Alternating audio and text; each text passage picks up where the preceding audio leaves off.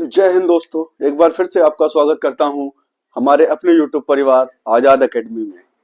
जैसा कि आप सब जानते ही हैं, देखिए आंगनबाड़ी की भर्ती चल रही है।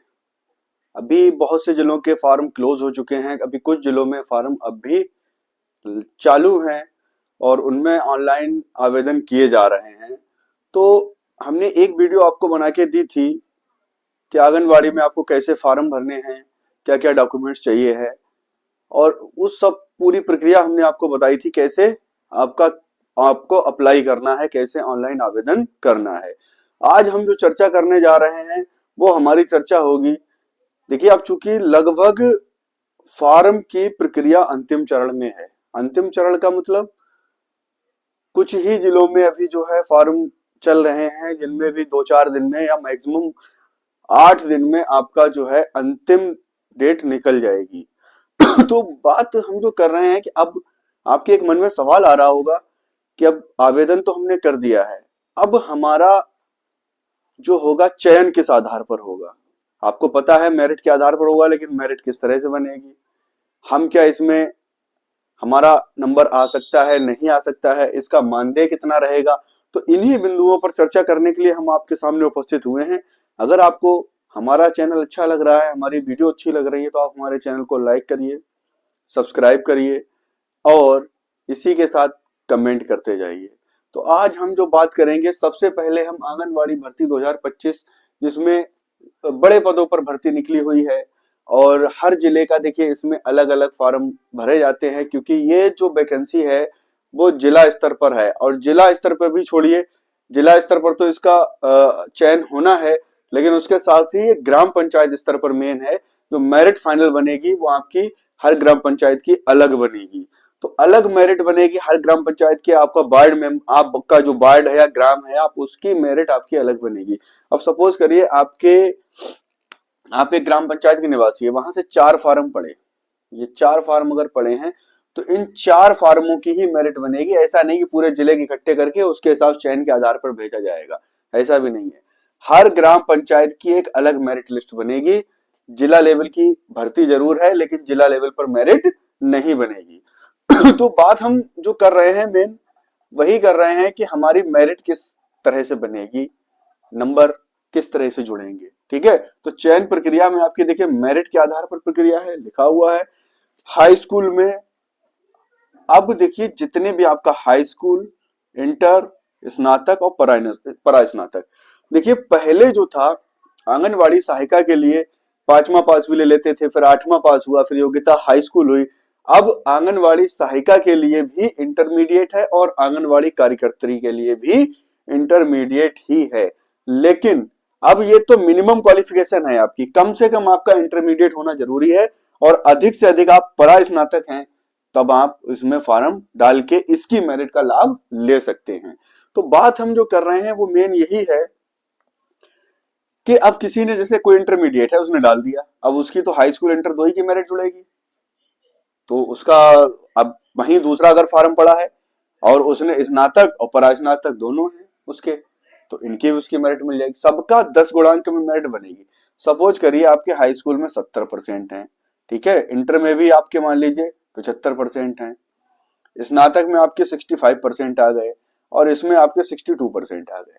मेरिट कैसे बनेगी? तो मेरिट निकालने के 2 तरीके हैं। पहला तरीका भी बताएंगे हम आपको, दूसरा तरीका भी बताएंगे। तो पहला तरीका देखिए यही है कि सबको 10 से भाग दे दीजिए। अगर आपने 10 से भाग दे दी तो ये आपका हो गया 7.0, यहां से आपका आंसर निकलेगा 7.5, यहां से आपका आएगा 6.5, यहां से आएगा आपके 6.2। इन सबको जोड़ दीजिए, 5 5 10 2 12, 7 7 14 6 20 6 26 1 27, आपकी बनी 27.2। ये फाइनल मेरिट आपकी बनी। ओवरऑल कितनी हो गई है भाई? 10-10 में है सब, तो ये ओवरऑल हो गई 40 में। 40 में आपके 27.2 का गुणांक बन रहा है। तो अब ये तो चारों हैं आपके पास, तब बन रहा है ना। अगर सपोज करिए आपके पास 2 ही होते, सिर्फ ये 2 होते, तो आप कितने पर रुक जाते? 14.5 पर रुक जाते। तो वहां से 14.5 वाले का सिलेक्शन होगा या 27.2 वाले का होगा? तो आप जानते हैं 27.2 वाले का सिलेक्शन होगा, 14 वाले का नहीं होगा। लेकिन अगर आपके यहाँ जैसे सपोज करिए 4 फार्म पड़े हैं और 4 के चारों इंटरमीडिएट के ही हैं तो इन्हीं दो की जोड़ेगी।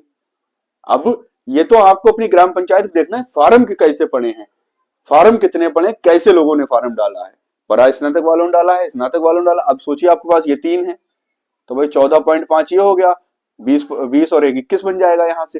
तो 21 गुणांक, और फिर जो है आपको ये देखना पड़ेगा कि आखिर फार्म किसने डाला है। मेन मुद्दा यही, फार्म किसने डाला है, कैसा है वो, केवल इंटरमीडिएट है या स्नातक है या परास्नातक है।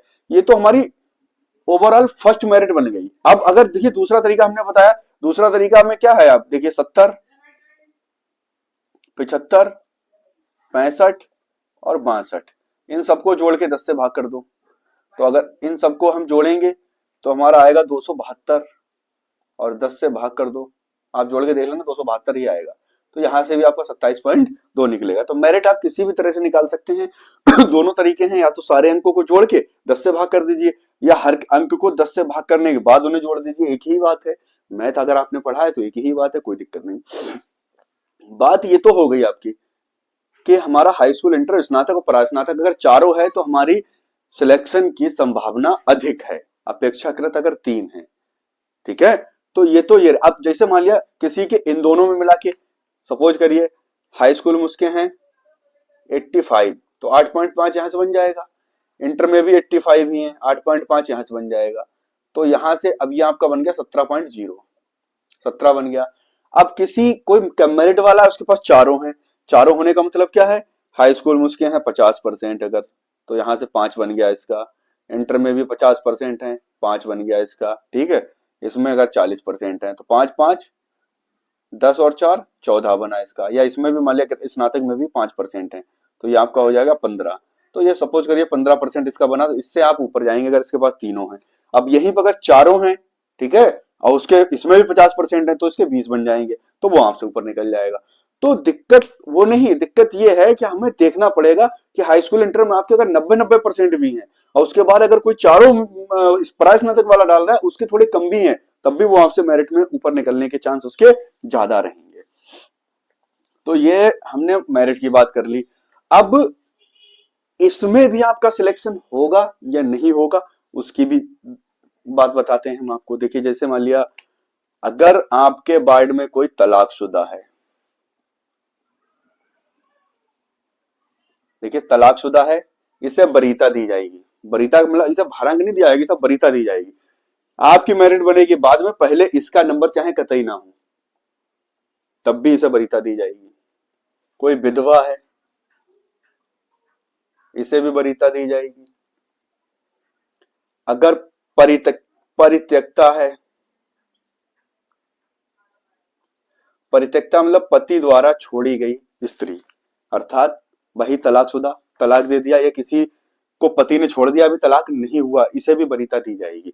यहाँ तलाक प्रमाण पत्र प्रस्तुत करना पड़ेगा, यहाँ ग्राम प्रधान वगैरह का प्रमाण पत्र लग जाएगा, विधवा के उसमें भी ग्राम प्रधान वगैरह का प्रमाण पत्र मान्य हो जाएगा। दूसरा आपका बीपीएल है कोई, ये बीपीएल 2018 से पहले की लिस्ट में आपका नाम होना जरूरी है, ठीक है। तो बीपीएल अगर है तो बीपीएल महिला को भी वरीयता दी जाएगी, ठीक है। तो ये वरीयता वाले हैं, अगर इनमें से कोई नहीं तब आपकी मेरिट बनेगी, और इसी में से सब है तो इनकी मेरिट बनेगी, फिर आपका आपके आवेदन पर विचार नहीं किया जाएगा। तो ये आपको देखना है कि आपकी ग्राम पंचायत में इनमें से कोई तो नहीं डाल रहा है, अगर इनमें से कोई डाल रहा है तो आपकी संभावनाएं ना के बराबर हैं, क्योंकि पहले प्रेफरेंस इन्हें ही दिया जाएगा। अगर इनमें से कोई ज्वाइन नहीं करता तब आपको मेरिट सूची में जगह मिल सकती है। तो ये तो चलिए हमने आपको बता दी कि मेरिट हमारी किस तरह से बनेगी। बहुत ज्यादा हम डिस्कशन इसके बारे में अब नहीं करेंगे, क्योंकि आप समझ ही गए होंगे कि इनमें जो है मेरिट हमारी किस तरह से बनेगी।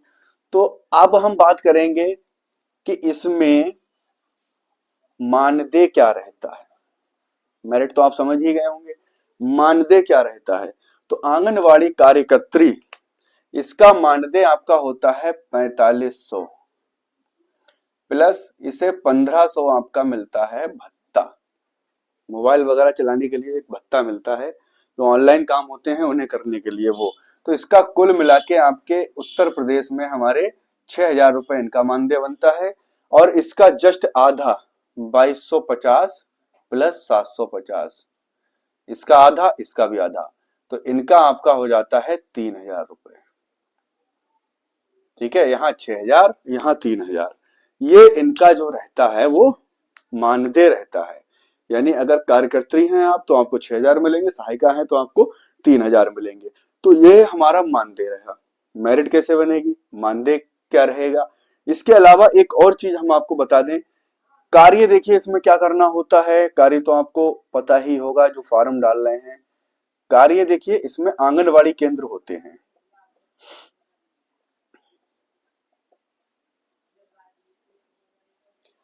अब ये आंगनवाड़ी केंद्र मोस्टली जो हैं अब स्कूलों में सिर्फ मतलब अधिकतर होते हैं। कुछ स्कूलों से बाहर भी हैं, ऐसा नहीं सारे स्कूलों में है। लेकिन इस आंगनवाड़ी केंद्र को प्री प्राइमरी एजुकेशन, ठीक है, प्री प्राइमरी के रूप में डेवलप किया जा रहा है। इसी में ईसीसी एजुकेटर हैं, उनकी नियुक्ति हो रही है। ठीक है, तो मतलब जो है इसमें 3 से 6 वर्ष के बच्चों को प्री प्राइमरी के तौर पर बाल वाटिका, आपका बाल वाटिका 1, 2 और 3, ये 3 डिवाइड कर दिया है। इसमें आपका 3 से 4 वाला रहेगा, इसमें 4 से 5 वाला रहेगा, इसमें 5 से 6 वाला रहेगा। और अब ये 3 से 4, 4 से 5, 5 से 6 और 6 साल का प्लस जब बच्चा होता है तो वो आपका स्कूल में एडमिट हो जाता है क्लास 1 में। तो इनका जो है पहले तो पढ़ाई इसमें नहीं आती थी आंगनवाड़ी केंद्रों में, लेकिन जब से बाल वाटिका शुरू हुआ है तब से आंगनवाड़ी केंद्र में प्री प्राइमरी की क्लासेस चल रही हैं और बहुत सारा स्टडी मटेरियल आ रहा है। बच्चों के खेल खिलौने आ रहे हैं। 3 से 6 साल तक के बच्चों के लिए आंगनवाड़ी केंद्र को एक बाल वाटिका के रूप में विकसित कर दिया गया है। उसमें लर्निंग कॉर्नर वगैरह भी बनाया गया है और बहुत से इंस्ट्रूमेंट भी आ रहे हैं जो बराबर आपको इनका यूज करके बच्चों को थोड़ा सा शिक्षित करना है, बच्चों को पढ़ाना है, बच्चों को स्टार्टिंग करनी है। 3 से 6। इसके अलावा आपका क्या, ये तो मेन आपका समझिए मेन काम यही हो गया है। आंगनवाड़ी केंद्र रोज खोलना है, उसमें इन बच्चों को पढ़ाना है, इन बच्चों को खाना भी खिलाना है। खाना हालांकि अगर प्राइमरी स्कूल में आपका आंगनवाड़ी केंद्र है तो प्राइमरी के जो हेड हैं उनकी जिम्मेदारी होगी खाना बनवाने की, लेकिन राशन इनका अलग आता है। पैसा आपके मतलब जो है आपका जो भी अकाउंट खुलेगा, आपका जैसे मान लिया जिसके साथ भी एक ज्वाइंट अकाउंट खुलता है उसमें आपका इसका पैसा आता है। 70 ग्राम आपका खाद्यान्न आता है, इसका गल्ला जिसे बोलते हैं। ठीक है, तो एक बच्चे के लिए, बाकी कुछ अभी मुझे कंफर्म नहीं है, इसका जो है पैसा भी थोड़ा आता है। एक बच्चे के लिए कितना पैसा आता है इसके बारे में पूरी जानकारी नहीं है, अगली वीडियो में हम हो सकता बता दें। चलिए वो तो कोई बात नहीं, वो तो जब आप लग जाएंगे तो वो तो बात की बातें हैं। तो ये जो है इसमें बच्चों को खाना भी मिलता है, खाना आपको खिलाना होता है, इसके साथ साथ बच्चों को पढ़ाना भी होता है। इसके अलावा 0 से 6 साल तक के बच्चों का, पूरे गांव के या वार्ड के बच्चों का आपको डेटा रखना होता है। बच्चे का जन्म किस डेट पे हुआ और वो बढ़ते बढ़ते 3 साल का जब पहुंचेगा तो आप उसे प्री प्राइमरी में लेके आएंगे, पढ़ाने के लिए लेके आएंगे। उससे पहले पूरा डाटा आपको मेंटेन रखना पड़ता है, आपको ये ऑनलाइन भी डाटा करना होता है। ये सब काम हुए। इसके अलावा जो भी सरकारी योजनाएं हैं, जैसे आपका बच्चों के लिए जो पोषाहार बंटता है उसको बंटवाने की जिम्मेदारी आपकी, बांटने की जिम्मेदारी रहती है। ठीक है, जो भी समय समय पे जो बच्चों के लिए योजनाएं सरकार चलाती रहती है, जो पोषाहार वगैरह वो तो परमानेंट बढ़ता ही बढ़ता है। इसके अलावा टीकाकरण में भी सहयोग करना होता है। तो ये तो सब आपके कार्य हो गए कि आपको क्या क्या कार्य करने हैं। और अब देखिए ये मानदेय के हिसाब से आपको लगेगा कि कार्य बहुत है, लेकिन ऐसा नहीं है। आप ये प्री प्राइमरी के तौर पे जब से विकसित हुआ है तब से थोड़ा सा काम बढ़ा है, क्योंकि आपको डेली अब जाके आंगनबाड़ी केंद्र में पढ़ाना भी है। हालांकि बहुत से आंगनबाड़ी केंद्र ऐसे भी आप भी जो है सही से नहीं चल रहे हैं। आंगनबाड़ी कार्यकर्त्रियां हैं, सहायिकाएं हैं, ये नहीं खोल रही हैं, लेकिन उस पर खैर वो तो विवादित चीज है, उस पर हम नहीं जाना चाहते हैं। फिलहाल जो है तो मुख्य काम आपका है अब इस प्री प्राइमरी में ही ईसीसी एजुकेटर जो लग रहे हैं उनका भी चयन इसी में होगा और वो भी आपका सहयोग करेंगे पढ़ाने में। इसीलिए सहायिका की भी जो है क्वालिफिकेशन बढ़ाई गई है, इस बार इंटरमीडिएट की गई है।